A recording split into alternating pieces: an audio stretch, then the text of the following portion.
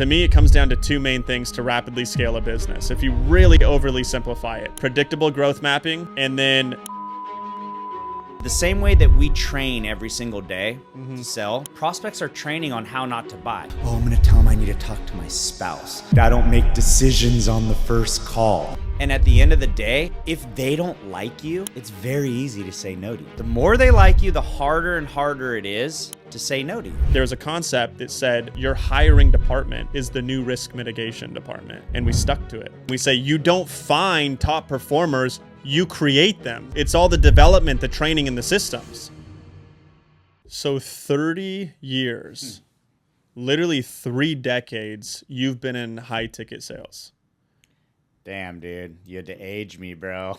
3 decades. 30 years. 3 decades. Yeah, man. It's actually kind of crazy to think about because I started basically at, 19 years old. 20 years old, brother. Here I am 3 decades later, man. Well, I was actually just thinking about this a moment ago. So in your and my entire career combined, not as partners, but our entire year, how many reps do you think we've hired, trained, and managed? Damn, dude. Thousands. Thousands upon thousands. Yeah, thousands. And fired.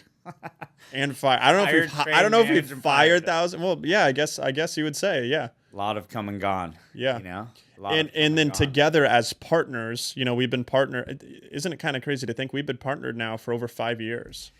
Dude, that's actually really crazy, man. Especially just kind of how random it was that we met and we had no idea, brother, that we would be here. We would be 5 years later, just crushing the sales game together, man. Yeah, that's awesome to think about. But collectively as partners, how many reps would you say?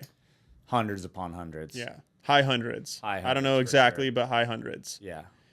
So I think, what would be really cool, and you've been in high ticket sales for 3 decades. I have for a decade now, over a decade, and a lot has changed, but a lot has stayed the same also. For sure. So, in managing, hiring, managing, training, scaling, and I guess to add yours in, firing that many freaking sales reps, we've learned a lot over the years. And I think what would be really cool is if we break down, a bunch of these main lessons just over the years, what we saw, the experience leading to today, and some of the stuff that we're dealing with right now. 100%. But take us back for a second. It's funny. I've been doing a lot of these things. I've been doing a lot of podcasts. I'm doing a lot more content now. We've got a lot of great feedback on that, so that's been cool. But but we talked the other day, or actually you were telling me somebody I think looked it up on ChatGPT. The long story short was they didn't even know that you were my partner. Correct. And so you're the Wizard of Oz behind the scenes with me, right? Which is funny because you kind of are a ghost on social media. It's just not your thing. You're not on social media. You don't do a lot of front facing things. So I want to ask a couple things about you that, I've told my story on some podcasts, but just take us back for a second where you started in high ticket sales. And then what would be really cool is showing how that's evolved over the years. And then we'll get into obviously the things that are working right now. But you said you started 19 or 20. Where'd you start? Yeah, so kind of funny, man. I mean, I guess I've been a salesman my whole life, dude, per my mom, right? I was always trying to. Of course. I was closing. I've always been closing, right? But yeah, so when I was 20 years old, I was working at a surf shop, driving pizzas. I remember at that time, dude, I was $2,000 in debt, bro. I thought there was no way I'd ever be able to get out of $2,000 in debt. That was crazy insane for me. And my sister ended up getting a sales job with a timeshare company. Oh yeah. And yeah, it was kind of funny because I was grinding it out, driving pizzas, working at a surf shop. I mean, I don't even think I was making a couple grand a month, maybe a little more than a couple grand a month. Mm-hmm. And she was like, "Oh, you got to check this out. You would love it. You'd be so good. All you do is talk about vacations. You don't have to be at work till like 4 p.m. every single day, so you can surf during the day and this and that. And you make all this money." And her third month, she made $15,000 in 1 month. To me, at that age, bro, that's like winning the lottery, dude. You know what's funny about that? All I could think about you're talking about back then and all you wanted to do was surf. But you've heard the recordings of our proposal calls, right? Yeah. What I say. We have like, for those watching, obviously, we have in our engagement deck, we have a couple of headshots, and I share a little bit about Rye Guy's background. And this is a true story. I needed a headshot for Rye Guy years ago, and I told him to send me one, and he just got done surfing in Cabo. And so he sent me the headshot, and then I photoshopped him on this brick wall so it looked like the same background as mine. So every time on that engagement, if you in that deck, if you've seen, I say, by the way, if it looks like you just got done surfing, it's because he did. Anyways, sorry. Go ahead, back to what you were saying. Yeah, man, that's really the only thing on the internet that I have other than that pool male model shoot I did when I was 18. No, I'm just kidding. I was like, I haven't seen that, and I don't want to. We buried that, but SEO. But yeah, so I went and checked it out, and I ended up getting a job, and she was right. I loved it, and it was in timeshare, right? And yeah, I loved it, and it was one of those things where my third month I made I think something like 20 grand. Right. So it was like she made 15. Obviously, I was her younger brother. 20, I think. Yeah, 19 or 20. I made 20 grand. Literally, when it happened, it blew my mind. I thought there's zero chance this is ever going to happen to me ever again. I bought a one-way ticket to Indonesia. I was like, dude, I got to go. I'm going to Bali. I'm going on a surf trip. I bailed for 60 days. I didn't think it was ever going to happen again. But yeah, man. By the way, what did your bosses say at that time? You just crushed it your first month or whatever it was there, and you're like, peace, I'm leaving. Peace out, They didn't. I don't even remember, dude. But I don't think they were stoked, Yeah. I don't think they were stoked, but yeah, man, that was, and I spent over a decade in that industry. Started as a sales rep, and became the youngest manager in that organization that they'd ever hired over I think they had been in business already for 25, 30 years. And so that was a pretty big feat for me, at 21 years old, being a manager, which basically is a closer, because in that industry, the tours would come in, and then you'd take them on a 90-minute presentation, then you'd bring a closer over. They'd have a real estate license to show numbers. They would show the numbers, close the deal. The challenge was no one wanted to bring me to their table because I was just this young kid, and they were all 50, 60-year-old crusty sales dudes, right? And that's kind of what got me into the whole rep development kind of scenario and side of the business, because I realized I would have to create my own team, and the only way to do that was if I was the face of the organization, in essence. And so I went to the director of sales at that time and said, hey, I want to do all the recruiting, I want to do all the training. And no one wanted to do it, which was funny. All these crusty managers, they didn't want to do any of it. I did. And so I would do all the interviews, I would hire, and then I would take all the hires through a 5-day training. And when they'd make it to the sales floor, I was the only person they knew. It was kind of an intimidating. Which, by the way, spoiler, I want to anchor kind of throughout this whole thing, but it's funny you say that, because remember when we first partnered, that was how we hired and trained. You would do live 5-day trainings. I would help too. And even if we hired one sales rep, we'd be live with them the whole week. It's crazy to think back that long. And now we have reps that we've hired for, they could be with us for 6 months, and I've never met them. Yeah. And it's crazy to see how, and that just speaks to the standardization and how we actually made the infrastructure scalable with the training center. It's very leveraged in the way that we bring them in. So we'll visit that, in a little bit, but go back to what you were saying. Yeah. So, that was kind of how I made my name in that company, and started getting my name on the board, right? Was just training, developing, cultivating, promoting, made my way up the organization, just continued to climb and climb. Ultimately made it to regional sales director for Southern California.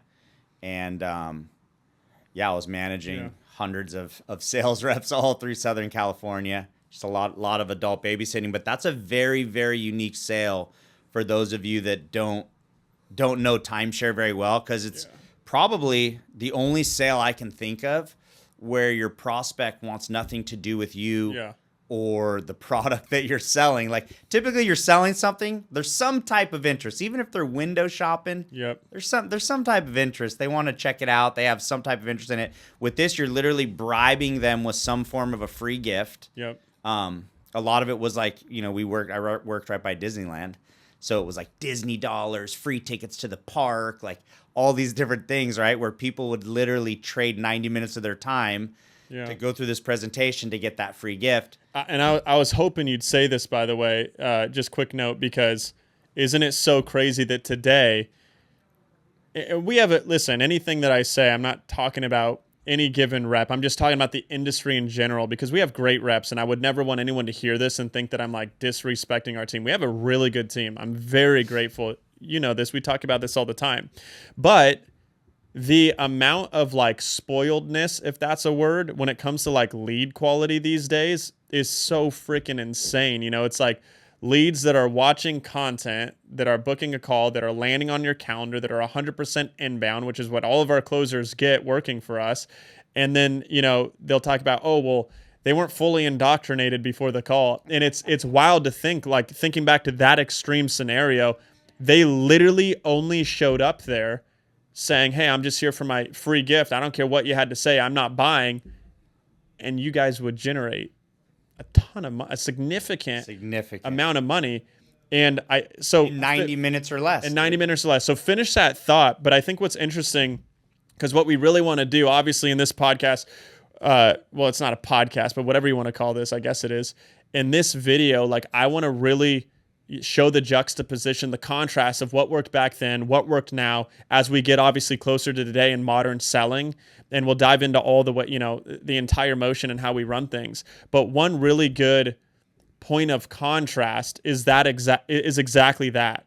I think you called it a pact break back then, right? Because they come in, they've had these conversations, they committed, no matter what you say, they're just there for their free gift, they're not buying, but you guys would still get them to buy. So talk about that piece and how that worked back then. Yeah. So you said it, dude. Like they would literally, not only were they not interested, but they would come in and say, look, I ain't buying shit today. Like you seem cool. I just want to let you know, I'm not buying anything today. I'm literally here for the free gift. It doesn't matter how much it costs. It doesn't matter how cool it is. It doesn't matter what you say. I'm out of here in 80 minutes. It's already been 10 minutes. You got 80 minutes. Pitch me. That's what they would say. Pitch me. So the contrast of that compared to kind of high ticket sales, it's pretty crazy, dude. I remember when I got out of timeshare and I moved into a different industry, people were filling out an application to see if they qualified to buy the program. And I was like, dude, wait a second. Am I getting punked right now? I thought Ashton Kutcher and like a film crew was going to run out from around the corner. Dude, I'm like, dude, this doesn't make any sense. And you know what's funny about that? Then when I met you, and I come from making hundreds of dials a day from like a scraped list that I have no idea who I am or why I'm calling. I had the same reaction. Remember, you were showing me, you're like, yeah, so this is the process. They all apply. We take the top quality, top graded applications. We distribute them like this. And I had the same response. I'm like, what do you mean they applied? Like they can't wait to talk to us. So it's very interesting, like both of our reaction to that. But real quick, before we leave that, like, I am of the belief that people that are watching this content love sales like we do. And I try to just give the most sophisticated take on everything that we do. But I remember when I first met you, I loved hearing about the stories of timeshare. I love hearing sales stories in general and tactics and strategy and just like kind of applying it to my situation. Literally tell them how you would like what you called it a pact break. How did you guys handle that when a lead would sit down and they would say, hey, we already talked about this. There's nothing you could say to get us to buy, blah, blah, blah. Let me guess. You went to your manager and told him to fix the lead quality. Exactly, dude. Dude, I just got another person that said they don't want to buy anything, man. What's up? No, it's kind of funny because, again, and I think this is still just so congruent to sales today, right? It's like, it's so funny. It's like we used to call it puking, right? So they'd puke on you. Yeah. They'd come in within minutes and puke all over you. And the whole thing is if you allow someone to puke in a way that you don't trigger sales resistance when they're puking, it's just like when you feel sick and nauseous and you puke and you get it out of you, you feel good. You feel way better, right?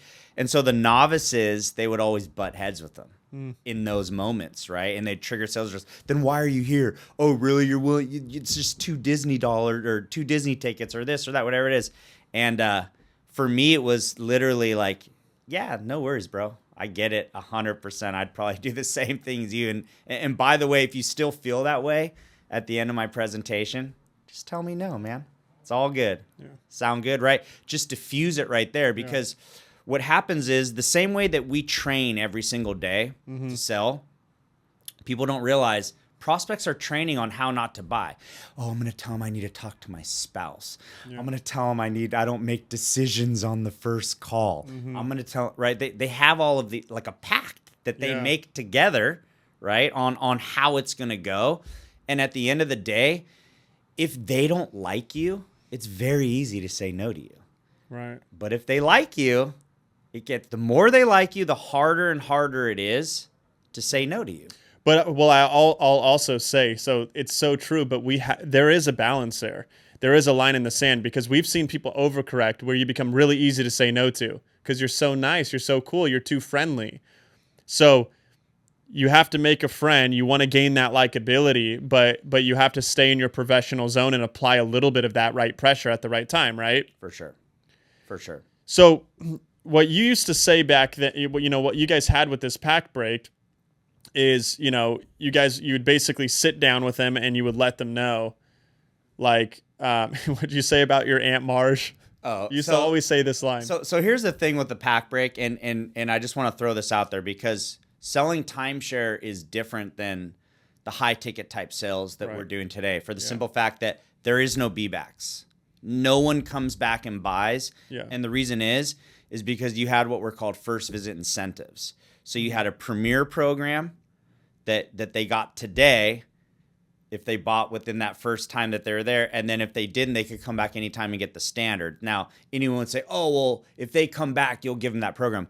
But the companies wouldn't, because then it would be consumer fraud and they're lying to everyone that they talk to and they'd get shut down. It's regulated by the FTC. So they had to either... Which, by the way, still aligns with what we say today. Like, if you have a discount, if you have an incentive, whatever, a fast action bonus, you absolutely should stick to it. And that's just integrity 101. Like, you should stick 100%. To that, especially because that's the only way it holds any teeth.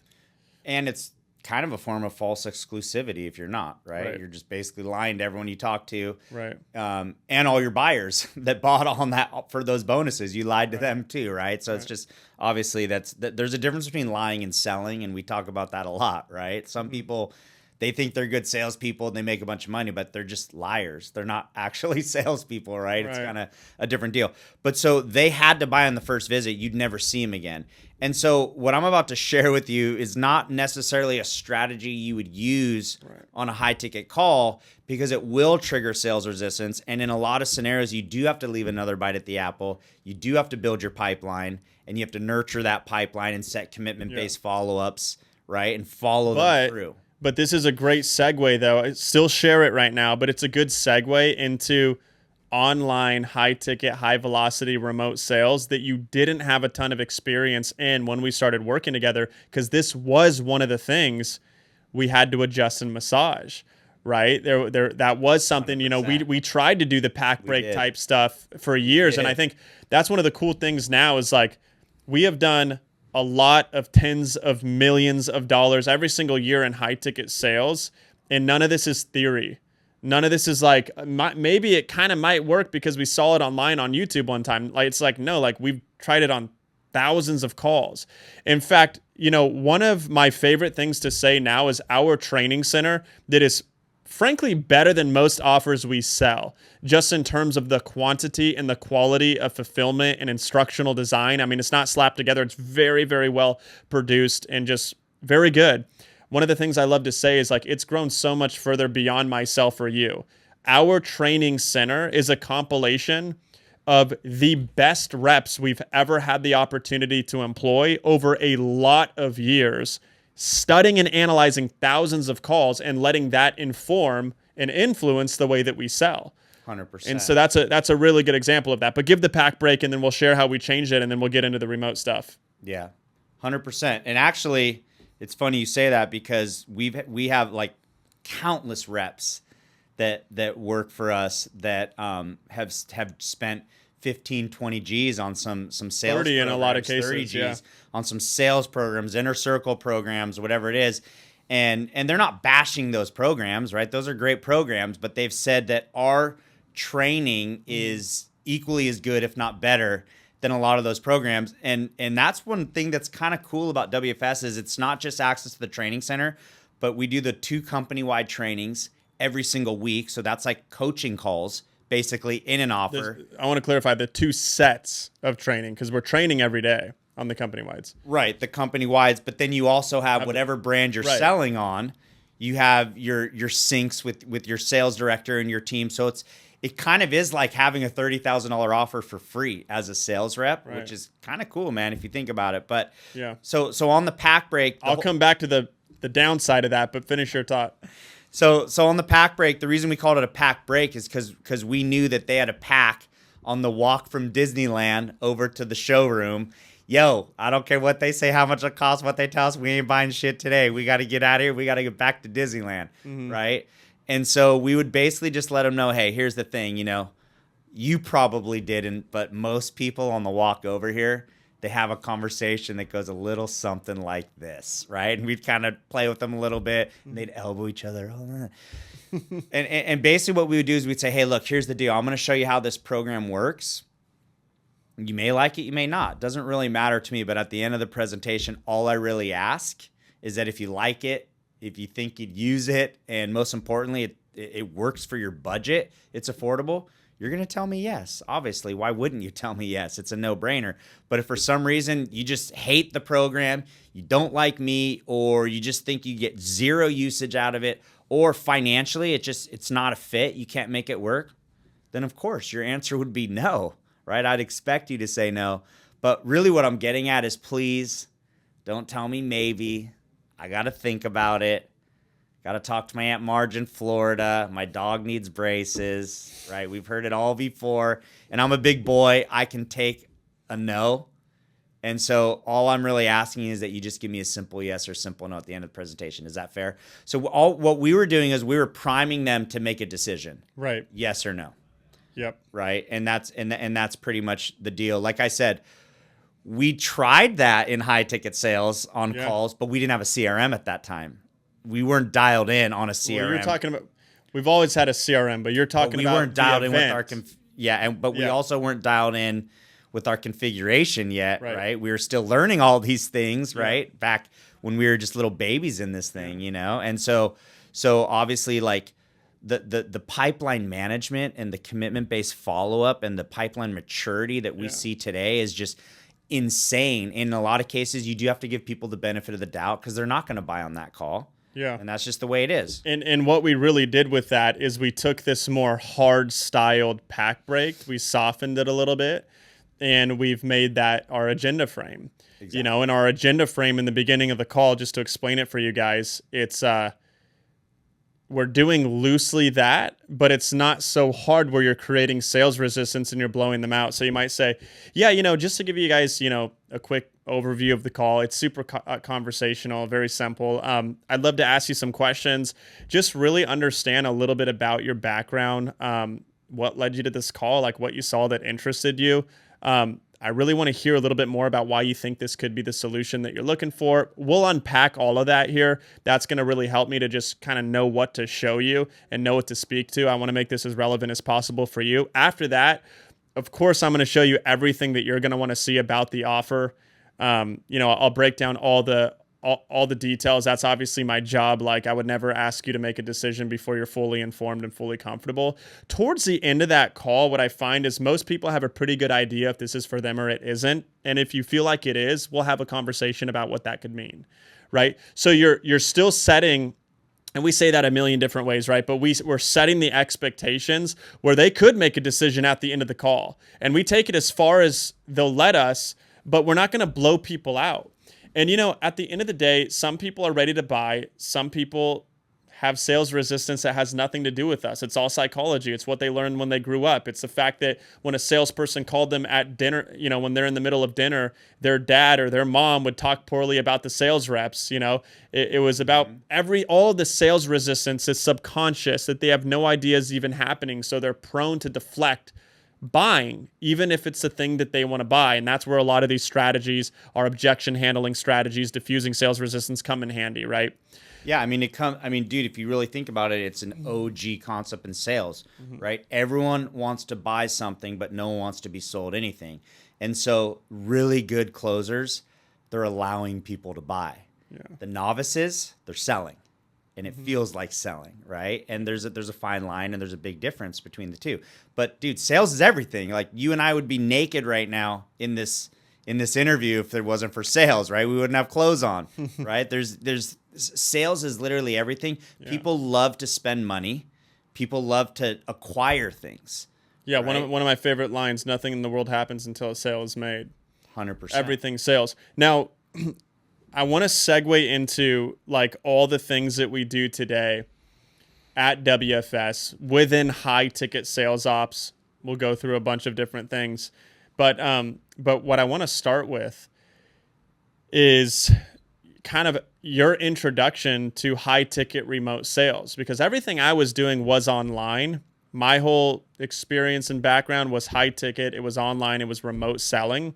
And yours, from timeshare to speaking and selling hundreds of millions of dollars from stage through seminars and events, all of that was like in-person event-based sales, it's different for a lot of reasons. There's similarities, of course, but it's different for a lot of reasons, especially in the tech stack, in the systems, in pipeline management, and all those things. So I want to talk about that. But what would you say? How would you describe kind of the difference between you and I in our personalities and our skill sets and our contributions? I mean, dude, at the end of the day, you're as serious as it gets, and I'm not. No, I'm just kidding. That's true. I mean, dude, we're definitely yin and yang, right? Yeah. Like, and we're a really good combination. I always just, from a macro, it's like you're the brains, I'm the heart, right? And together they work really, really well together, right? But I think it's interesting because, and I always say, about you, it's like you have an engineer type brain, but you can fucking sell. It's rare, dude. You know what I mean? Like that brain type is not, they're not salespeople. Right. And so that's a very, very unique aspect around it. It's like, you're like the engineer and the architect, and then I'm like the GC. Yeah. Right. It's like we. Yeah. And I think we've always said, like, what do we say? Like, you're the qualitative, I'm the quantitative. Exactly. You're the I've gotten more quantitative. You've got. Well, that's the whole thing. Like, we've actually created a really good Venn diagram, and I think a lot of that is because we have such a healthy partnership. I've developed you and cultivated certain parts of you that weren't a strength of yours, and you've done the same to me. You have so much experience in leadership, in people management, in culture, in just high performance culture, energy, all of those things. That's a weakness of mine. And I've come a long way over the years, and I've seen how that really matters in an organization. It's still your strength, but I've come a long way there. And then on the data side with systems, I mean, guys, when you're listening to this right now, I want you to know I used to have to set up Guy's Zooms for him. I had to multiple times, no. This is how you integrate it to your calendar. Multiple times. But now, like you said, you guys should see how I log into Zoom today, man. Dude, powerful. You should see his calendar integration. It's pretty good. Well, the funny thing too is remember how over Slack I was too? Yeah. I was like, yeah. So I'm not doing this thing, bro. When we started really growing up our business and we had to bring a level of maturity into it, it was so funny. Just the friction you have with growing brains. Had tons of reps, and we're talking about Slack every day. I'm telling Guy the importance of this and Slack energy and organization, standardization. I'm really pushing for this just to manage the chaos of the growth. And it could be an hour after a team meeting telling everybody the importance of this, and I'll get a notification and I'll see like a new 30-person group chat that Rye guys started in a text, So yeah, anyways, it is just to set the frame. Like I was so used to managing in an office, right? We didn't need any of these things. The culture was there. You had eyes and ears on everything in the office.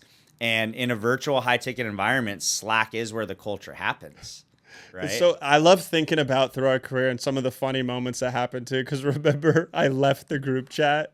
Yeah. Then I got teased for that forever. Like you create this 30-person group chat. I leave the group chat, respond in Slack. Dude, you know what blew me out on Slack though was when you and I had the education company and we brought in and like those external kind of execs came in and he had like Dad Joke Friday or something. It was so cheesy. Dude. I know. I just couldn't get on board with it, man. I just couldn't do it, dude. So funny. Well, anyways, so now, Rye Guy, yeah, he's come a long ways. He makes all decisions with data. He's looking at scoreboard reviews with every director every week. Rye Guy manages the sales management team. He manages managers. But as you got into this kind of remote environment, so a couple interesting things that were really big lessons of ours, and this we'll segue into hiring here. Hiring and process, I guess, is that some of who we thought were the most talented salespeople ended up being our worst hires.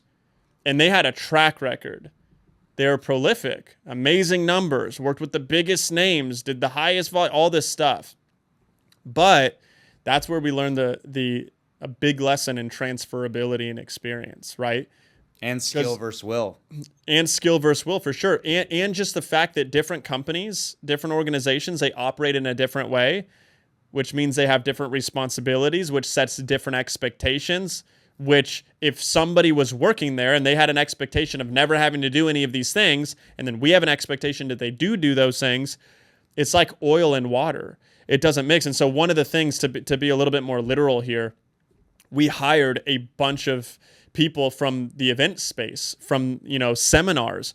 And these are people that were great in-person closers, but we put them on, these people are used to selling behind Rye Guy or literally like the Tony Robbins of the world, the best speakers out there who have been giving them indoctrination content with so much framing for 36 hours in a row before they speak to them.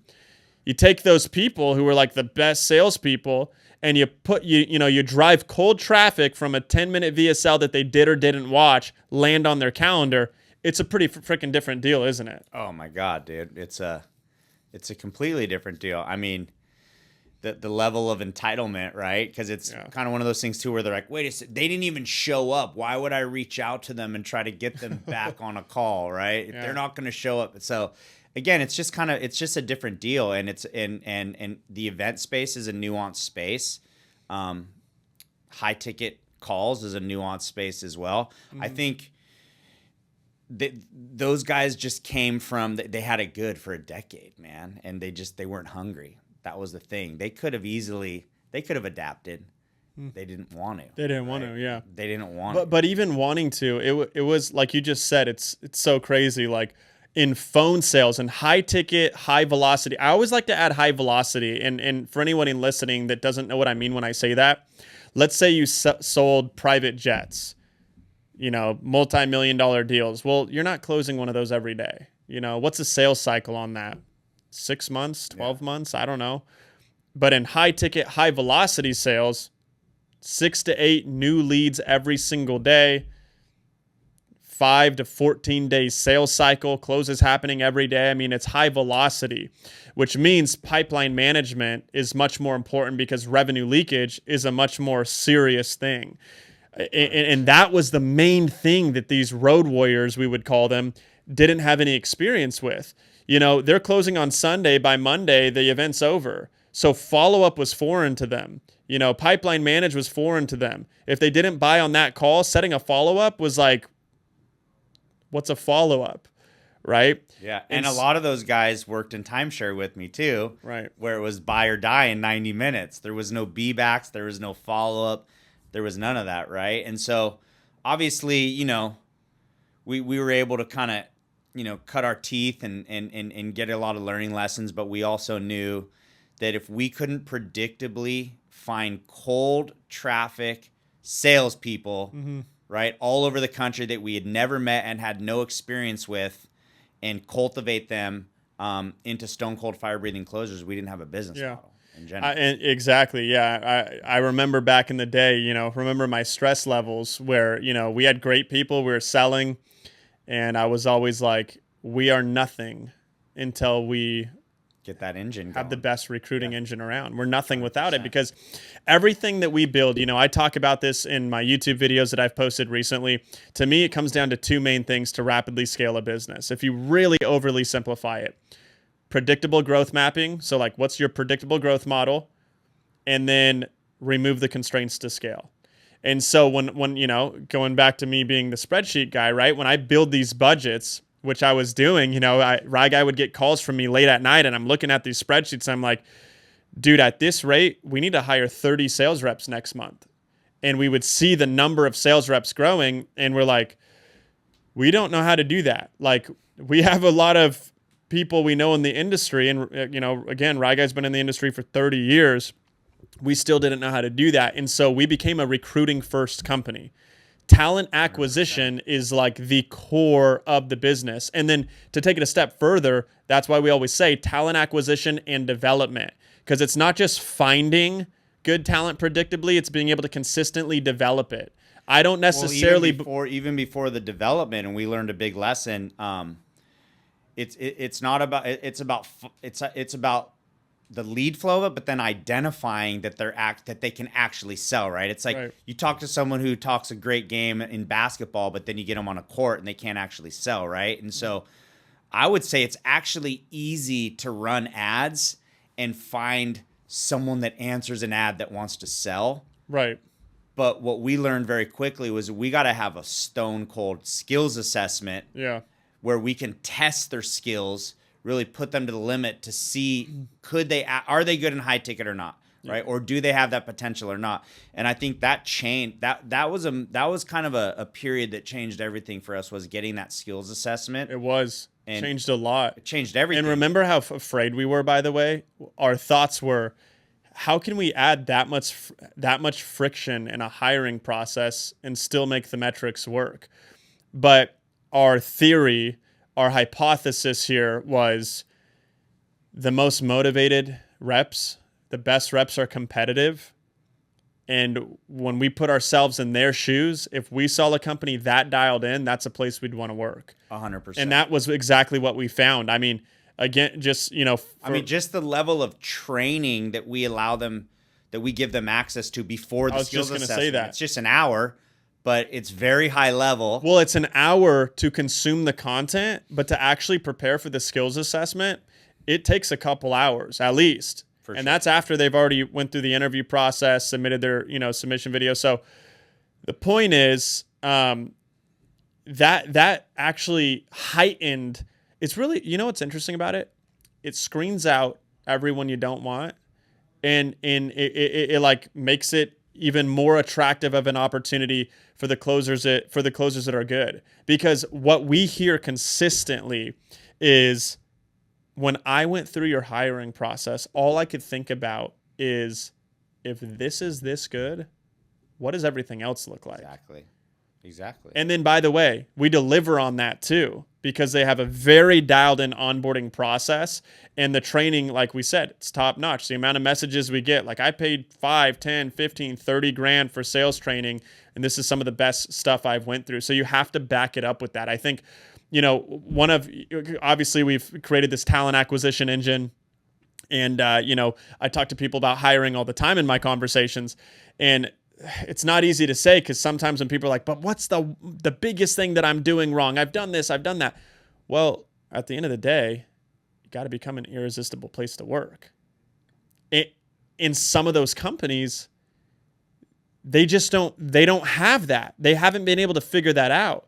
And I'll say this one last thing. You also got to find irresistible people to work there. Of course, but let me finish this one note on that. And I'm not going into a sales pitch for anybody watching this, whether you do in-house, outsource, whatever you do, you have to have a prolific recruiting system. But I'll tell you something interesting that Raga and myself learned is that we are actually able to hire better sales reps than most companies can in-house.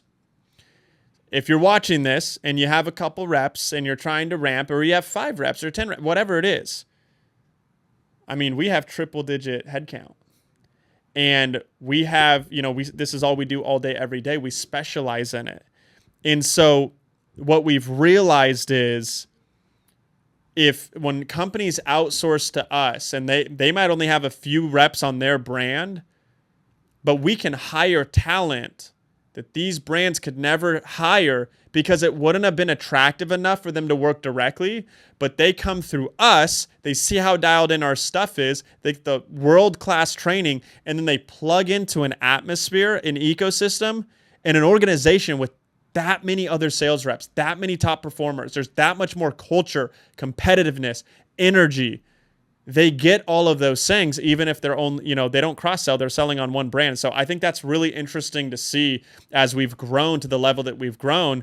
We can just hire better people because of that alone a lot of the time. We can hire better people, and we can do it in literally a fraction of the time. And if you think about the companies that we partner with because they want to scale, right? And they want to scale fast. And we come in and they're already, they're doing $300,000-$400,000 a month. They've got 4 or 5 salespeople. Mm-hmm. We come in and 1 or 2 of them maybe would have made it through our skills assessment. Maybe. Right? But think about how many times we're like, man, they nothing personal, but they wouldn't have made it through the skills assessment. We would have never hired these individuals, right? Which is an interesting challenge because, and this, I say this when I'm in my engagements, when we're really considering a new partner to bring on. I always tell them, listen, yes, I understand I need to earn your vote of confidence and trust here. I understand technically this is a sales process, but I am evaluating this opportunity just as equally for us. And this is not a sale, guys. Like, I look at our account engagement process as an underwriting process. And what I say to them is the second I say yes, your team becomes mine. And the second we say yes to this, your problems become mine. And so one of the interesting parts about running an outsourced sales business is clients come to us, they have a set of problems. Most of the time they have tried a bunch of things to solve them. And by the way, I don't want to set an expectation that companies are on fire, like in a bad way when they come to us. Some of them have tons of momentum. They just want to do it at a higher level. They want to do it faster. They need more resources. They've outgrown their skill sets, whatever it is. But the point is, they have all these problems. And what's so interesting about it is the expectation of how fast things change. So when all I'm trying to say is to get to this one note, when we bring on a brand and they have expectations of, their close rate should improve by X amount in this amount of time. One of the hardest parts is, well, sure, but we wouldn't have hired any of these reps to begin with. And so there's a level of reasonability there where we preserve the team. And by the way, like, our goal is not to clean house. That is never our goal. We come in with the intentions of, we will give these reps everything they need to succeed. Some will, some won't, right? And we take extreme ownership. Let's develop them. Let's give them the training. Sometimes they just never had the right training. Sometimes they don't have the systems to know how to succeed. So we give them all of that. But at the end of the day, a lot of the times a part of that process is, we need better people.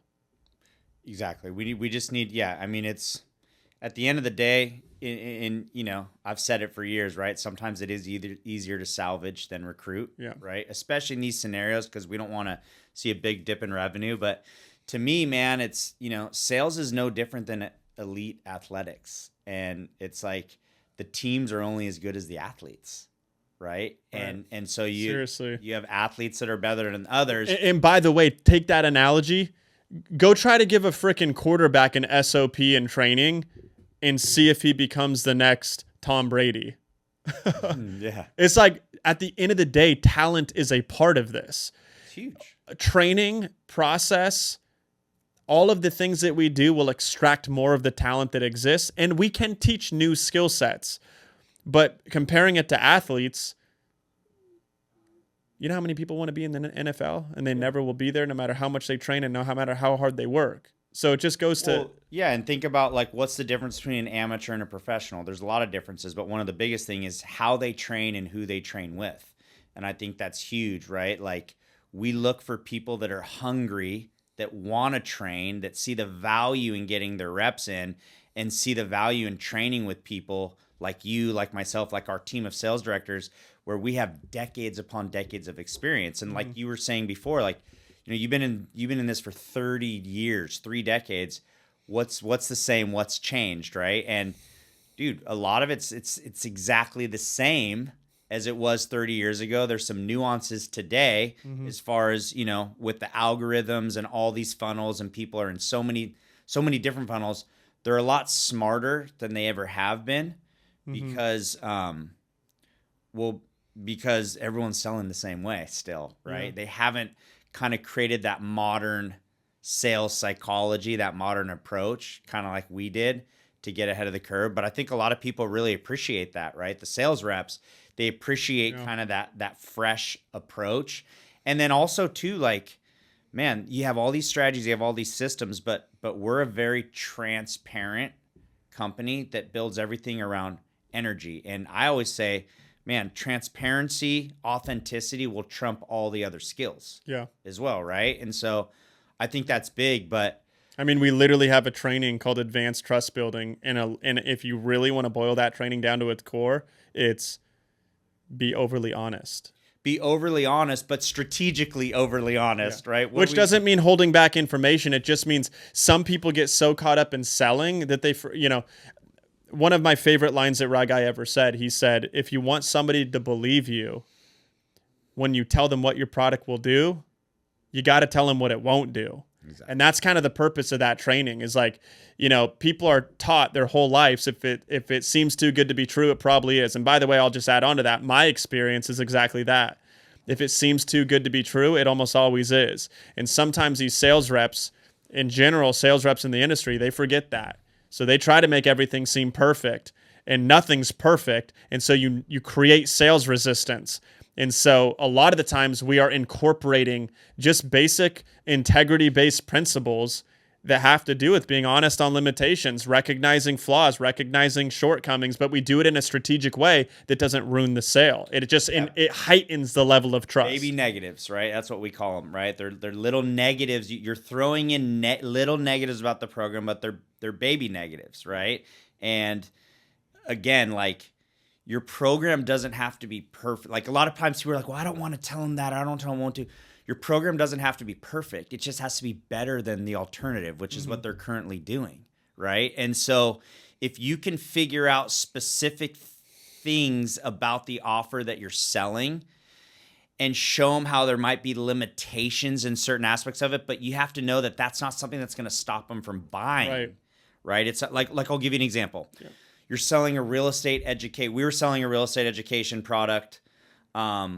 And, you know, one big thing about being like someone who's flipping houses is you got to be able to walk houses and estimate repairs within a decent amount of time and be able to make confident offers on the spot. Otherwise, someone else who can do that will come in and make an offer before you and snatch up that deal and all that stuff, right? So one of the programs we were selling had, you know, software where if you had like a tablet or an iPad, it was pre-programmed, you could walk a house and you could push buttons. It needs a new vanity. It needs this. And it would come up with like the repair estimate just by pushing buttons. But for some reason, it just worked like shit on an actual phone. But it worked great on an iPad or tablet, right? So you're pitching this benefit and showing them how powerful it is. But then from there you go, oh, and by the way, though, I just want to be like straight up with you. You would want to have a tablet or an iPad. If for some reason you didn't have one, you'd want to go get one because for some reason it just doesn't work great. I don't know why. They haven't figured out how this software works good on phones yet, right? So again, right there, that's a baby negative where in their mind they're going, holy shit. Well, I appreciate him saying that. I'll give you a couple. Well, the whole thing is you're being honest in a way that doesn't blow the sale, but you get the benefit of increasing the trust. I'll give you 2 other examples. So when I used to work in I love giving restaurant fine dining analogies, you know, to take us a little bit more abstract, but it's very relatable for people, right? Is when I used to work in a fine dining restaurant, all the money was made in the wine, the entrees, really. Like, it's hard to get, because you're working for tips, 20% in tips. Maybe that's where we got our model from. No. So you're usually looking for a 20% tip on the bill size. So you want the bill to be higher, but you don't want to gouge them, because at the end of the day, here's what I learned with this. At the end of their experience, they need to feel like whatever that bill says, it was 100% worth it, right? Otherwise, where are they going to subtract the money from? Usually your tip. And so, but I knew my best chances of getting a high ticket is wine sales, a couple appetizers if they were decent enough, and then the main entrees, the steaks, whatever. So I would sell the hell out of those, but things like, desserts or sides or a salad, it's too insignificant to really impact the bill. So what I would do is I'd have a really good pitch for the wine, make sure I secure the wine sale. And then right after that, when I'm going through the menu, and if somebody asks me a question, they're like, do you think we should do a salad course? I'd say, listen, you guys do what you want. I'm not going to control your evening, but in my experience, it's a lot of food. I don't want you to over order. That's never a good feeling for anybody. I'd personally skip the salad. The sides are meant to share. They're huge. You only need a few. But it's up to you. If you want a salad, get one. And so in their mind, they're like, wow, like how helpful, that's so great that he said that. And by the way, I'm not lying. That is true. But sharing that, it doesn't affect me. And I capitalize on the trust. I'll give you one more. I had a jeweler, my jeweler actually. He wanted some sales training, and I sent him some. And I sent him the advanced trust building. He goes, wow, dude, you just blew my mind. I've never thought about sales like this. And he said, how would you do like a baby negative like that? And we have different names for these. We're just stuck on the baby negative one right now. He goes, how would you use something like that for selling watches? And I said, well, easy. This is how I would sell myself a watch. I would say, listen, this model, beautiful model. I think it's gorgeous. You could wear it up. You could dress it down. The only thing I would say, though, is it's a little bit softer of material.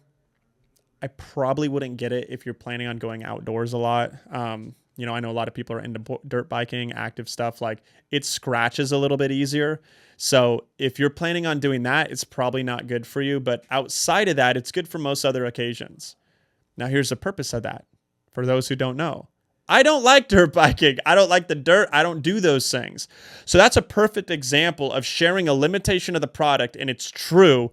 But I didn't blow the sale because, in theory, hopefully you did a really good discovery to know what people care about, and so you're able to navigate it through like that. Power right there, right? That's the power, right? Because you're strategically telling them what the program won't do. Yeah. Right? Because you did a really good discovery, and you know what their buying motives are and what their drivers are, and then potentially what wouldn't drive them. It's funny, right, guy? You and I get this all the time, but this is why our wives have trust issues. It's like, dude, how many times we're just, I get accused of this all the time. I'm just trying to talk about where to go to dinner, and my wife or a friend or a family member is like, stop selling me. And I'm like, they think it's like Jedi mind tricks. Like, I'm not always selling, but it's funny when we say stuff like this. It makes me think about that. Yeah. Hopefully they don't watch this. Yeah, seriously. But let me just throwing baby negatives out about the dinner spot. If you're somebody who doesn't want to be overly full, I'd probably go to the steakhouse and order something small. Oceans after this. Yeah. All right. Anyway, so I want to take us back to this for a second. We were talking about it a minute ago when we were talking about the reps from different industries, making sure there's transferability. Let me expand slightly on what I mean by that, because we gave an obvious example. We said, well, these people were great in event sales, and then we put them into phone sales. It's a little bit more obvious. Well, maybe it's not obvious, by the way, because we didn't notice that, and we've been in sales back then. But regardless, let me give a better example of this. And what I really want to talk about after I explain this is the systems component.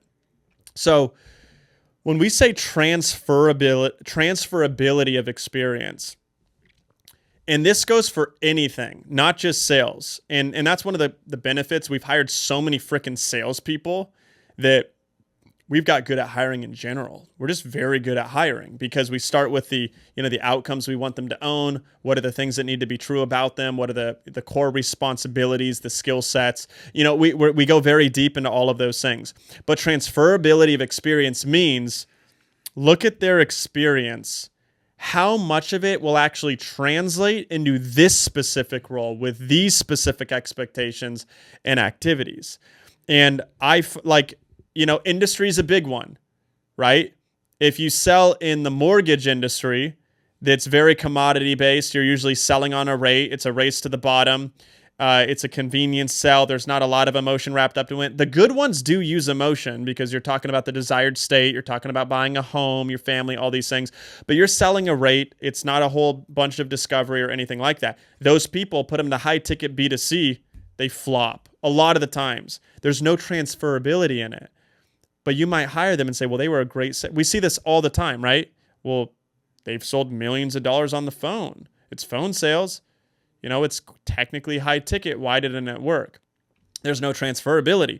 I'll give you a complex example. We were talking to a brand the other day, a client of ours now, but this person was telling me that they hired sales reps that sold millions of dollars in high ticket in this industry, same type of product. And they said, and they couldn't sell at all. And I said, I know why, right? And that's such a great feeling to bring to our clients, things that have just perplexed them for so long, they don't even know where to turn. And we're like, I know exactly why. The reason why, I said, let me guess. The audience of the avatar was completely different.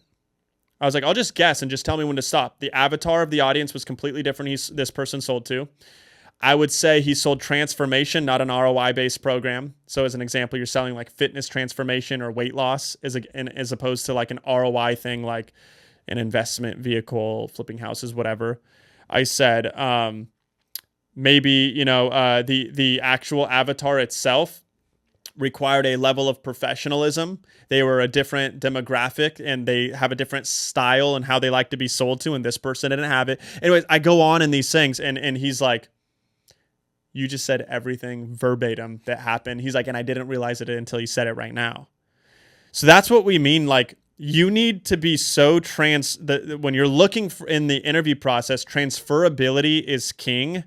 And my favorite thing that I talk about all the time recently is risk mitigation. And I consume a lot of content. Rye Guy knows this. Usually 2 audiobooks a week. Oh, yeah. A lot of on 2x speed. The average audiobook is 4 to 8 hours. 2x speed, that's 2 to 4 hours. I read 1 to 2 hours a day. It's a couple days. I read a couple audiobooks a week, so I don't even remember where I learned most of this or hear most of these things. But there's a concept that said your hiring department is the new risk mitigation department. And we stuck to it. We've made so many changes internally around it. How many things can you validate before you hire somebody in the organization? Can you verify their skill sets? Can you actually evaluate how they would handle certain situations? Can they prove to you that they know certain things? Obviously, reference checks is a very old one, but are there other people that can verify that they say who they say they are? The amount of risk you could mitigate in the hiring process will be equally proportionate to the success you have when you hire them internally, right? Yeah. Now, a little bit of a side tangent. I'll stop talking for you to respond to this, but I wanted to say that because now we're talking about transferability when we're bringing people in. The part that was not transferable to a lot of reps that we hired early on was all the systems. And by the way, still to this day, most people come from organizations that don't have good systems, and there is a bit of a learning curve because we have very sophisticated systems. But what happened back then with Rye Guy and myself when we're bringing in people, reps that were great in event sales and selling in seminars, they didn't have CRM experience. They didn't have pipeline management. They didn't have follow-ups. And we learned something critical, not by guessing, not by watching YouTube content, not by watching Instagram Reels, not by any of these things. We learned it ourselves over a shitload of calls and millions of dollars and made and lost money. What we saw was that B players with great systems will actually outperform A players with no systems. 10 out of 10 times. Well, it's that pipeline maturity, right? And it's the systems and it's the smart views, right? Mm-hmm. And removing all of that critical thinking, right? But again, like where most people make a mistake in the hiring is they don't have a skills assessment. And so the risk mitigation is putting you on that basketball court and watching you play one-on-one. That's what I want to be able to see, right? That's going to tell me everything that potentially I would need to know to know, are you going to be able to perform, right? When it's time to perform. But I also think, you know, transferability, a lot of people, they lack the training, right? Like to me, I've always said, dude, I could transfer into any industry at any time. Mm-hmm. It doesn't matter because of the way I've been trained and the way I trained. It doesn't matter what I sell, right? We sell based on 10 steps, right? Which is really the same steps that I used in timeshare. The only thing that changes really is step 7, which is the pitch, right? Pitch personalization, Mm-hmm. right? And it's the pitch. Maybe it's a different genre or a different brand or a different offer, whatever it is. But at the end of the day, pitch personalization is still, that's what's funny too. A lot of people think pitch personalization means you have to do a different pitch to different people every single time. No, you can actually do the same pitch every time, but still personalize it just by saying things like, hey, earlier in the discovery, you know, you don't say discovery, but earlier when we were chatting, you told me X, Y, and Z and X, Y, and Z. Hey, you know, earlier when I was strategically extracting your core desires and pain points so I can personalize the pitch to increase the probability that you buy my product. Yeah, back then when you said this. Yeah, remember when he said that? Remember? No, but like, you know, that's the thing too is the only thing that changes is the X, Y, and Z that they told you, but I'm still linking it to a feature or a benefit of that program. So for me, if I get really good at the 10 steps, it doesn't matter what I'm selling. Right. I'm going to be able to go to any industry at any time and I can sell it. And then specifically the big 3. Right. Right. Well, and I think you're saying a key thing though. Now, to us, we still look for the levels of validation and transferability in the hiring process. But sure, there's a difference where we understand where they aren't transferable. And the question becomes, can we get them there? What does that look like? How teachable and coachable are they? By the way, pro tip out here, in our skills assessment, we actually give them certain things that are pretty technical because we want to see how coachable they are, because it shows how fast their implementation is. If they can consume content and prepare for a skills assessment and remember these specific things, that tells us they're coachable. You know, people usually say, well, how do you know if somebody's coachable in the recruiting process? Well, easy. Coach them on something and give them a skills assessment and then evaluate how well they implemented it. Right. And I think that's a lot of people overlook that because how fast is their processor? How coachable are they? How fast can they implement? Because if you're a sales director listening to calls, you can get with them in between calls and you can make a quick tweak or a quick pivot with them in between those specific calls. And so what we do is we actually, like in the skills assessment preparation training, we're giving them we're giving them hints and showing them specific things that we're trying to see, are they catching on to this? And are they able to implement that in the actual skills assessment, even if it's something they never did in the past? Because it's the same thing that's going to happen if you're a rep and I'm a sales director. I'm going to be showing you these things in between calls, and I'm going to be listening to your next calls to see if you're able to implement those things or not. But you said an interesting point. You said, you know, we noticed that B players with good systems, with great systems, will outperform A players with no systems. And really what we've learned is that a B player with really good systems becomes an A player. Exactly. So what we're doing is identifying, because there's not that, I mean, there's some A players, but they're not like abundant, right? Well, and that comes back to what we say all the time, which goes back to the importance of a talent acquisition engine. We say you don't find top performers, you create them. Exactly. It's all the development, the training, and the systems. Exactly. So it's like we find those individuals that have the specific traits that we know that we can cultivate and we know we can motivate. And ultimately with our systems and with our training, we see them become A players really, really fast, because all they were missing was the right coach, the right systems, and the right opportunity to put in the reps. Yeah. You know, and when I say reps, it's just like going to the gym, dude. You got to get those reps in, and the better the trainer you have, the better off you are. And so I think that's a huge thing that most people don't realize, and that's why they're banging their heads against the wall. It's because they don't have systems, or they have systems but they have the wrong people, or they don't have systems and they don't have the right people. It's usually a combination of that. Yeah. Right. And I think that's where we've just blown people's minds with our recruiting engine. Like literally, I mean, we've hired stone cold fire breathing closers to a specific brand that we've partnered with. Within 7 to 10 days, we've hired 5 or 6, and their mind is blown. They don't realize we've hired way more than that on multiple other brands within that same period of time as well. Right. Totally. So, I mean, I just think that's what people need to focus on. They need to focus on their acquisition. Well, it's always an awkward thing, by the way. It's always an awkward thing. We've taken over brands and inherited reps that did not get hired by us. Like we didn't hire them, the brand hired them, and then they ended up with us anyways. And remember, they asked us to fire them. Serious. But I want to take you here. We have a little bit of time left, and I wanted to take you into this. I want to ask you a few questions that are some of the most common questions that I get in my content or Instagram or just in normal conversations. These are some of the things that companies struggle with the most.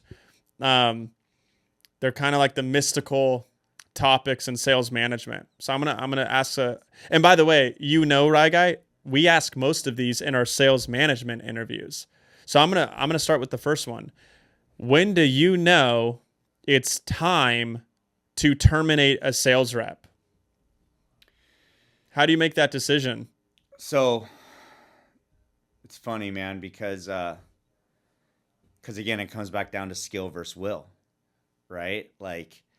And like I said, sometimes it's easier to salvage than recruit, but everything you're ever going to need to know is going to be on the calls and in the CRM. Mm-hmm.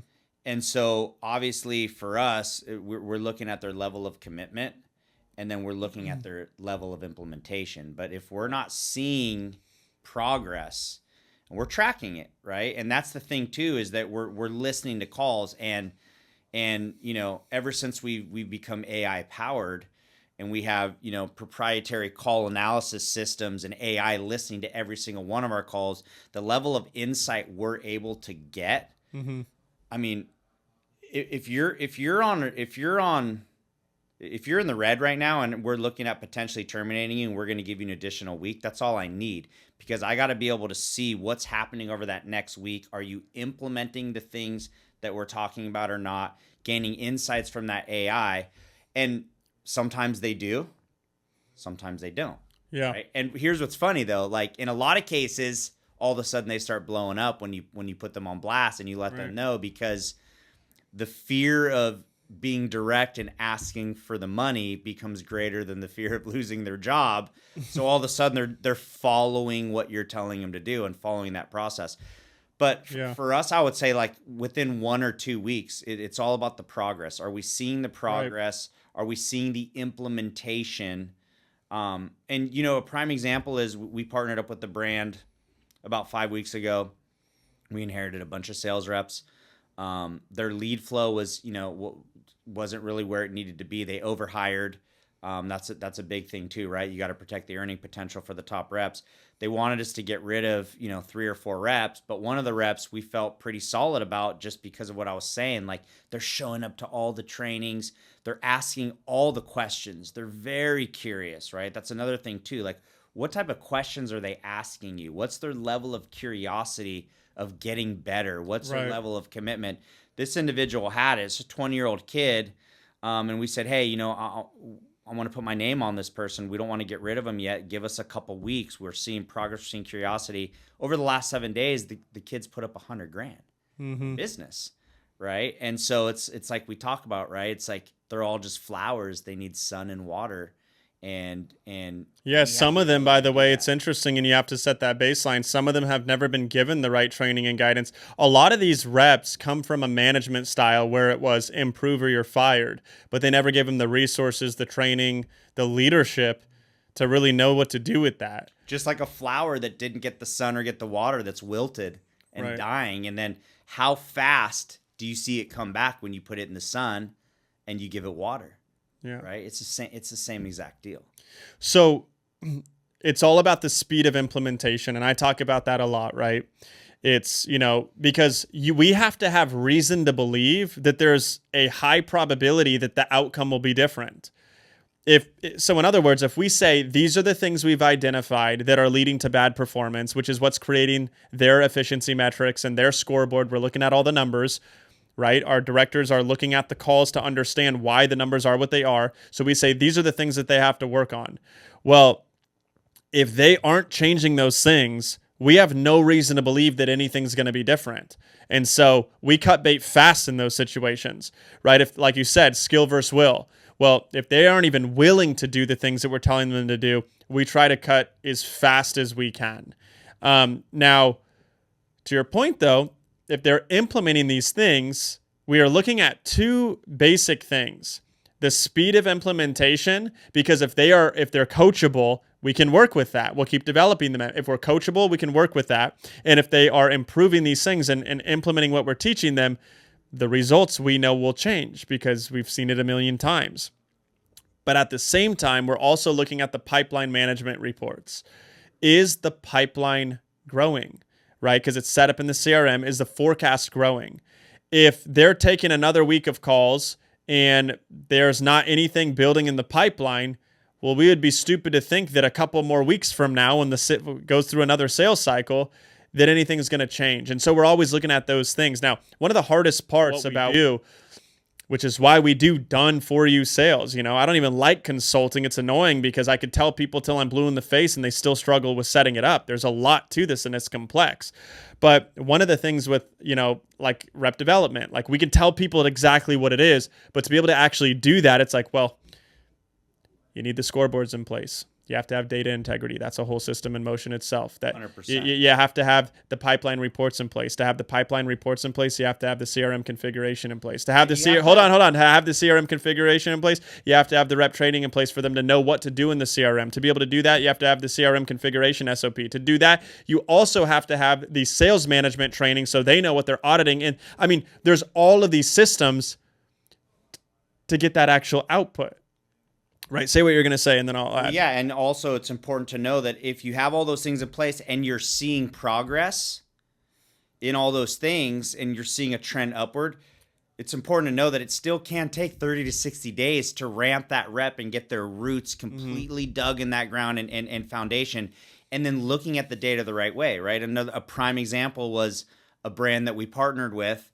We inherited a bunch of their reps, but we also brought in a couple of our reps. Right. And, you bring in a rep the first couple weeks. Again, what are you judging them on? You're judging on their level of coachability. You're judging them on their pipeline. Is their pipeline growing? Plus, you're looking at the forecast in the pipeline and listening to those calls to see, are these Mickey Mouse forecasted deals or are they actually going to close? Right. Do we think they're going to close? Things like this.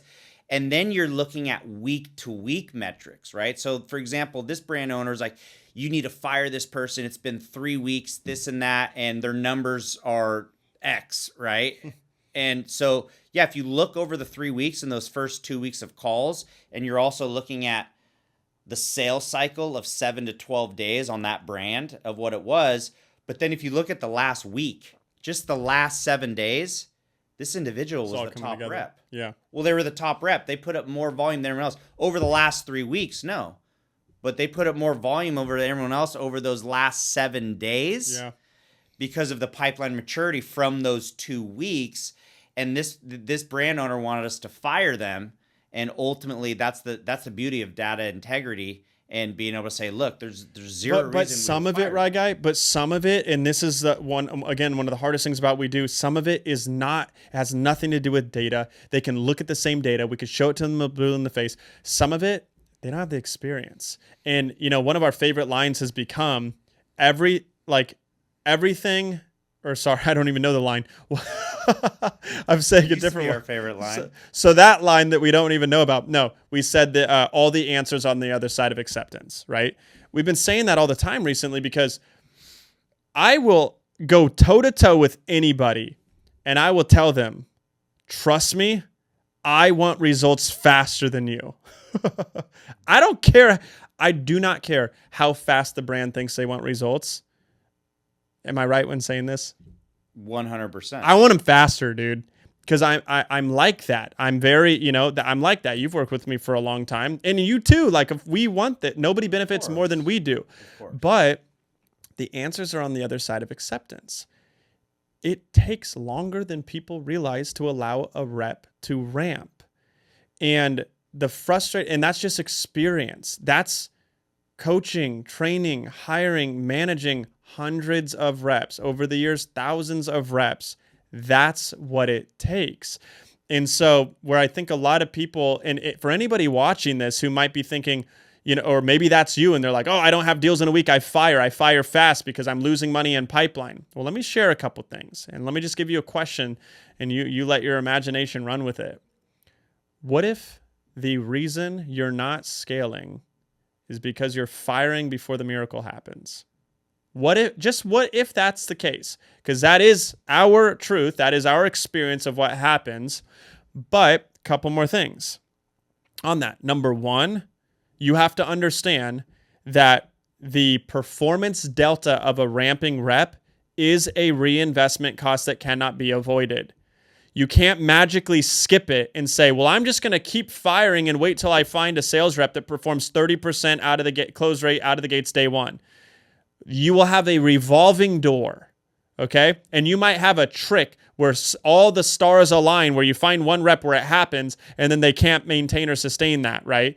So that's what happens, right? Like it's not actually sustainable, so they have a revolving door, not realizing part of the recipe is hire really good talent, do all these things, train, evaluate, and let them build over 30 to 60-day period of time. So you have to understand that's a reinvestment cost that cannot be avoided. The flip side to that, though, is you have to have the correct level of visibility and the correct development motion. Because what I didn't say is hire a bad rep and in 30 to 60 days, they'll be good. I didn't say that. I said hire correctly, have the right visibility to see how things are trending. Is it going the right direction? Is the pipeline growing? And then have the right development, so you're giving them the right training, so they have the right coaching, so you're telling them what they're missing. The combination of those things is what will allow them to succeed with the proper amount of time. These are the things that are so important. And dude, you can't give that to somebody necessarily in an SOP or show them in a data or in the dashboard. We look at the same data as them. They have a different interpretation because they don't have the experience that we have to know how that works.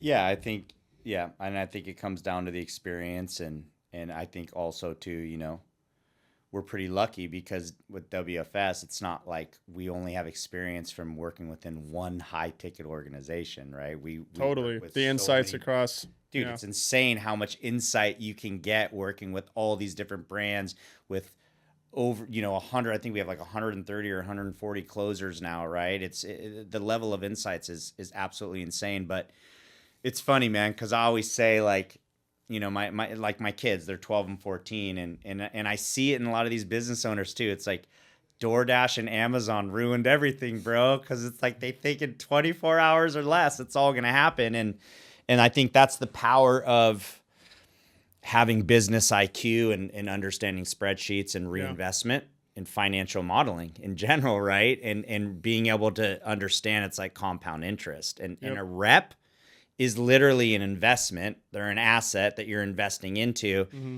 And literally it can be like compound interest where overnight it becomes unrecognizable. Well, and let me use that analogy real quick. And just a couple more quick things that we'll cover here and we'll bring this to a close, but there's a couple more really valuable topics in this that I want to get to. But using that analogy as an investment, well, let's just say that it's a rehab. You don't make any money for the first 90 days, 6 months, whatever it is you're renovating. You're pouring out money, and that's a necessary timeline to then get the big pop. And it's similar in that way. Now, again, though, I respect the desire to have fast results, and I respect the inclination from a business owner to make rapid decisions and mitigate or minimize, loss. Like all of those things make sense to me. but you have to understand how it works with people, with sales reps. You're not dialing a knob in ad spend. These are actual human beings that need a lot of training and love and support, and frankly, babysitting, and frankly, just enough calls sometimes. When you're pitching something that is, has some complexity, and you have to understand the product knowledge, you have to hear the objections that you're getting, you learn the avatar, you learn the industry, like all of those things, they just take more time than anybody wants them to. But don't let that be an excuse for you guys. If you have an internal sales manager or you're working with an outsourced team, also don't let this topic become an excuse. Because if the case is what we're saying right now, where it takes time and let it build and let it be coachable, they better be very damn specific on what those things are. The data to back it up, the pipeline and the reports to back it up, the success implementation plans, that's what we have that we give the reps to be able to show. Like, you have to have the details that actually, I tell everybody, fire us the day we have bad answers. Exactly. Fire us the day we have bad answers, but if we can back it up. We'll be the first to tell you we have bad answers and to fire us too. That's the thing, right? But we're very confident in our answers, and we're very confident in the data, and we're very confident in the experience, right? Exactly. And letting the tape play through. So I'm going to ask you a question, and I'm curious if you'll have the same answer as I do. I feel like you will. What is the biggest lesson we've learned that we did incorrectly for a period of time in rep development? Like, meaning, I'll say it a little more specifically because it's such a broad umbrella. When reps weren't performing, or when we were doing call reviews and we'd give them feedback, what were we doing incorrect that we actually found to be ineffective? Well, I mean, I would say, first of all, and this is probably a different answer, but we were taking way too long to fire, right? We were giving them way too long to prove themselves, even if they weren't showing the progress. Right, which is how we learned everything we just said, by the way, over the years. We have a pulse on how long it should take to implement these things. Yeah, I mean, at the end of the day, that's another thing in management as well, because you are dealing with human beings and you're dealing with the human experience and human connection. And so there can be an emotional connection, and you can feel bad for people as well. And that's why at the end of the day, like we always say, like, sales is kind of it can be kind of ruthless, right? Like, kind of like elite athletics. Like, you're on the bench for a certain reason. You ain't getting in the game for a certain reason, because you ain't assisting in winning that championship, right? At the end of the day. But yeah, I don't know, man. What was something that we were doing? I'll share it, and it'll immediately come to you. But yeah, you said something right now though that it made me think of. I just wanted to comment on this real quick. We call it no name management. Yeah, cover the names. Cover up the names and look at the numbers. That's how you have to make your decisions, because a lot of the times, like you said, we are people, and an important part of leadership is making a real connection and truly caring about the people that work for you, right? Truly caring about the reps and their livelihoods and things like that. So it can be hard in that case, but it's no name management. And, we come from it's so much easier for me to tell people to fire people now that I'm up here and I'm not the actual one managing the reps. Yeah. Yeah, I know. Nah, man, sorry, bro. You got to fire him, man. See, now you know how it's always been for me. I don't care. Get rid of it. No, I'm joking. But no, seriously, on that note, though, with no name management, now we come from a place of servant leadership. We will give them everything to succeed. Some will pick it up, some won't.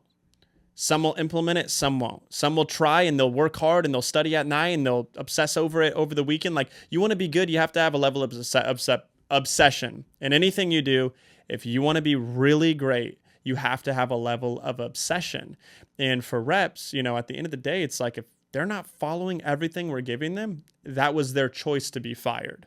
That's how we look at it, but we lead by giving them everything.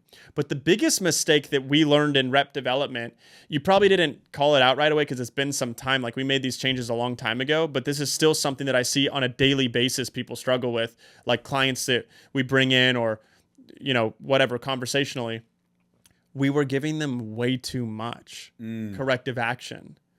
It's still the biggest mistake I see when we take over brands where, the sales management style, they'll listen to a call and they'll be like, here are the 50 things you should have done differently. And the rep is like, the hell am I supposed to do with that? and you never see them grow, you never see them learn, you never see them improve, the metrics don't change because they're drowning in information. So that's why, we've moved to such a hyper-specific improvement plan framework. Yeah, really, and that's kind of where we mentioned this earlier, but we didn't expand on. That's where we came up with the big 3, right? Because we have 10 steps to a wire from a stranger, right, or 10 steps to a sale, but we really narrowed in on the big 3. So for us, we started saying, okay, well, what are the broadest, most important strokes? All 10 steps are important, but if I had to just pick 3, what are the most important that lead to the sale the quickest? And that was the big 3, right? Which is obviously the discovery, right? That's super important. That's the roadmap to the sale. That's where, you really find out what their dominant buying motive is, right? The emotional reason that they're going to move forward, their buying drivers, figure out what that gap is. Like we say, widen that gap a little bit, pour a little hot sauce. Expand the gap, amplify the desire. Yep, pour a little hot sauce on that gap, make it seem, do it in a way where they're selling you on the fact that maybe it's a little worse than it actually is. But then also, to a big aspect of the discovery is really showing people that you care about them. And that's huge, right? Because like we always say, people don't care how much you know till they know how much you care. It doesn't matter how good your product is. It doesn't matter if it's affordable. It doesn't matter if it's going to solve all their problems. If they don't feel like you're looking out for their best interest, they don't hear anything you're saying. It might look like they do, but they don't. So that discovery obviously is super important.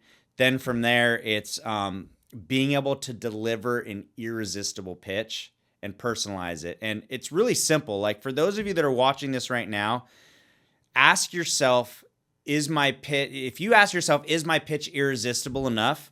Here's how you can determine that.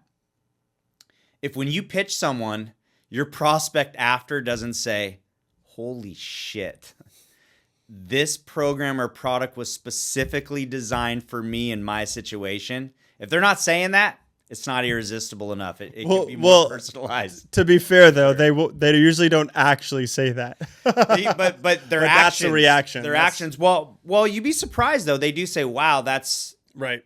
But also too, it's framing, right? Earlier, you told me X, Y, and Z, and X, Y, and Z. And it's funny because what I'm about to show you, we kept that in mind when we were building out this specific feature of the program because we knew that people like yourself, X, Y, and Z, and X, Y, and Z. So check this out. Bam. Then you show them the actual feature. You're linking it to what they told you earlier.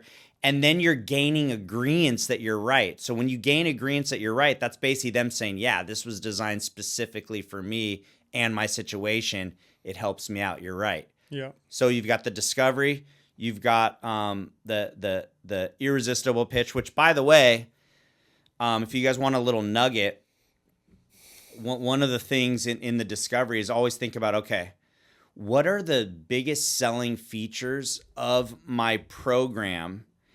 And then what are questions that I can ask in the discovery that get them to tell me that they need those type of features before they know that that's what we sell. Exactly. So they're selling me on it, right? Like, so for example, coaching, right? If coaching is something that you sell in the coaching industry, how do you get them to tell you in a non-cheesy salesy way that they need accountability and they need a coach and this is why they need a coach and all these And in the things. past, they didn't succeed because they were trying to do it all themselves. They didn't have the structure. Exactly. So you got your discovery, you've got your irresistible pitch, personalized, and then the last is obviously a very clean closing sequence. So that was something that we noticed a lot well, of reps and specifically, just to clarify further, that's not the only type of feedback we give, of course. What he's saying is we identified those are the 3 biggest areas that the sale is made or lost in a sales call. And the way I like to describe this is there aren't any steps out of the 10 steps to wires from strangers that aren't important. Otherwise, there would be 9, right? Like they're all important. But the big 3 is the heaviest part where like sometimes you could skip other steps and still would result in a sale. These 3 is like that's where it's made or lost. And so what we do in our development is we don't even coach them or give specific feedback on anything else if they aren't at least hitting those 3 things. Exactly. That is the foundation. We don't even give them access to training to anything else for their first 30 days. Yep. Well, because again, and if we had more time, we'd go into this. We'll wrap with this. But if we had more time, what we would talk about is another big lesson we learned is we greatly overtrained. And a lot of people do that. We thought we needed more and more and more. And, we had reps in new hire training for 2 weeks before they ever took a call, which sucks for a lot of reasons. The main one, though, they don't remember anything because it's training overwhelm. So now they only go through the basics, get the foundation, the fundamentals that are absolutely mandatory to know before you start taking calls. Sales is a kinetic learning motion. They learn as they're doing. We're developing as they go. And then we get into the more tactical stuff and we gamify it so they're excited when they actually receive the higher levels of training. So I'm going to say this last question to end this here. I'll say this last question to wrap this up. What are you most excited for in terms of everything WFS is doing right now, everything that's been happening and in the future? Oh, man. So many things, dude, because the organization is just growing insanely. I mean, first and foremost, just the level of talent that you and I have been able to surround ourselves with is really, really exciting because we knew that we could only take the company so far, and it was going to be all about surrounding ourselves with really, really high level talent. But what I would say for me, what I think is the biggest game changer, what separates us from everyone, and what I'm most excited about is all the AI that we've been able to bring to the table. And again, dude, you're talking to someone, I've been doing this for 30 freaking years, right? 3 decades. The AI literally allows us to take what was considered impossible at one point, and now it's literally possible from a rep development standpoint, right? Because I can't listen to 1,000 calls last month, but the AI can. Yep. And then if I have the right prompts, just like on a chat GPT type scenario, I can ask the AI specific questions and gain insights within seconds of those 1,000 calls. Literally within seconds of those 1,000 calls that I couldn't listen to. I can also gain insights within seconds based on the avatar, the common objections, and give all those insights to any marketing department, which then allows them to prep the prospect even better before they get to the call. It allows us to know exactly what to focus on with the rep within seconds, so that we can implement on that. And the way that we're using it in the actual data and the analysis and the insights and the predictive models we're building. And the way that the reps actually get to use it and ask it questions based on what they like literally last week we were using it in one of our trainings, and a rep basically said, my close percentage isn't as good as some of the people on the team, and I'm just wondering, based on all the calls that you've listened to, what are some things that other reps on this team do well that you think I don't do as well and I could do better, and is the reason that they're closing more? It started literally breaking down all these things, and then it started saying other reps' names and giving clips and examples of those reps doing what that other rep wasn't doing and getting better on. I mean, to me, bro, that's just fire. It's insane. I mean, it literally, and what it's done to capacity, by the way, I mean, it's just the amount of coverage and leverage and output that we can have in his organization. It's just changed the whole landscape. But let's do this. We've talked about a lot. Let's go get dinner. Guys, we put this out here, this content. We hope that it helps somebody. For those of you who are starting your sales operation, you're looking to scale, you're looking for some advice. Our goal is to put the most sophisticated advice out there on what's actually happening in the trenches, not yesterday or 30 years ago, what's actually happening right now. And then for those out there that have, a high ticket coaching business, a SaaS business, and you're thinking to yourself that if you just had the right partner, you'd scale a lot faster. You could reach out. There's usually a form below. Not everybody's the right fit, obviously, but if you're interested in that, I'd be more than happy to have a conversation there. With that said, I hope you enjoyed this YouTube episode, and we'll see you soon.